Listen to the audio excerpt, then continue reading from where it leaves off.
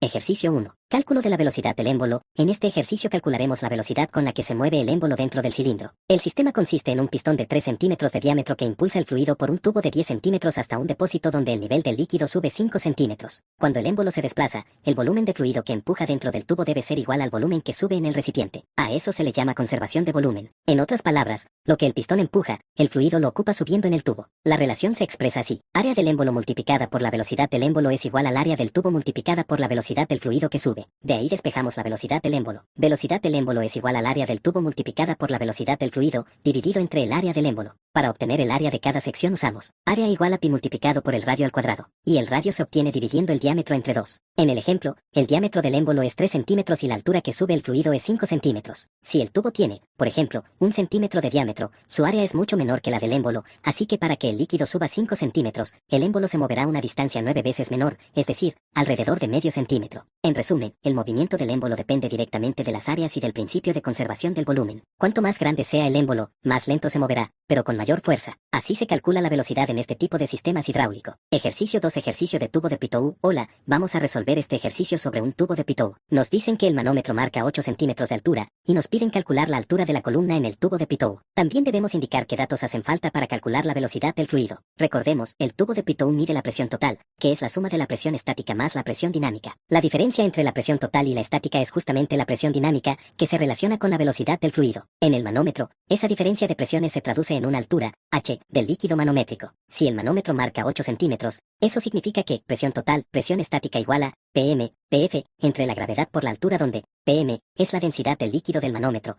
Pf es la densidad del fluido que circula, G es la gravedad y h igual a 0.08. Para calcular la altura de la columna en el tubo de Pitou, necesitamos la presión total, pero sin conocer la presión estática, solo podemos hallar la diferencia de alturas, no la altura absoluta. La altura de la columna de Pitou, medida en metros del mismo fluido que circula, sería la altura es igual a presión estática entre la densidad del fluido por la gravedad y la densidad del líquido del manómetro menos la densidad del fluido entre la densidad del fluido por la altura, y para calcular la velocidad, necesitamos densidad del fluido, Pf, densidad del líquido manométrico, Pm, gravedad, G. Con eso aplicamos la siguiente fórmula. Listo, es todo.